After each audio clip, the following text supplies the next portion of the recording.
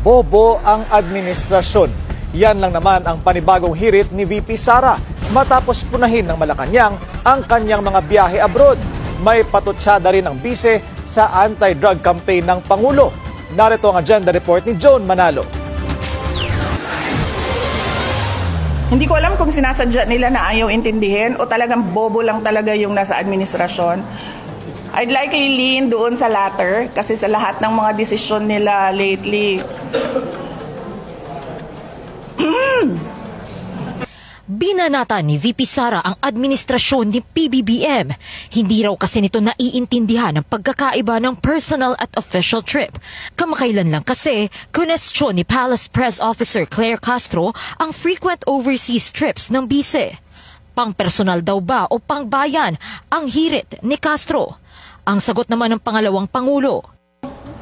Ilalagay namin doon personal to differentiate it from official.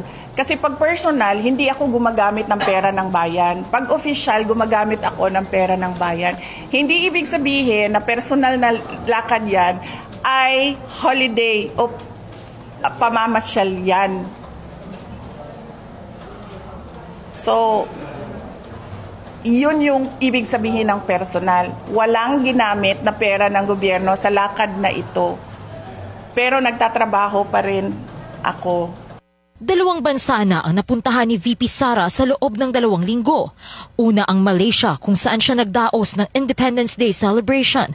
Pangalawa naman ang Australia kung saan dumalo siya para magsalita sa Free Duterte Now event. Ayon kay VP Sara, nagsagawa rin daw siya ng consultation kasama ang Filipino community abroad sa parehong overseas trip. Kaya frustrated daw siya na hindi siya naiintindihan ng administrasyon. Nagpasaring din ang bise sa ginagawang pagdalo ng Pangulo sa iba't ibang event kahit hindi naman daw niya ito trabaho. Ngayong araw kasi, sumama si PBBM sa pagsunog ng 9.48 billion pesos worth of confiscated drugs sa Tarlac.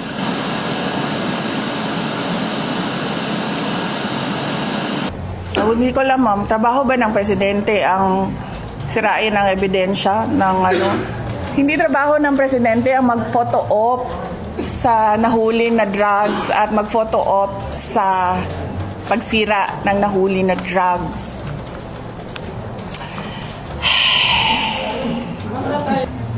Frustrated sa ginagawa ng administration. Masyado pa rin daw maaga para sabihing successful ang sinasabing bloodless drug war ni PBBM. Para sa agenda,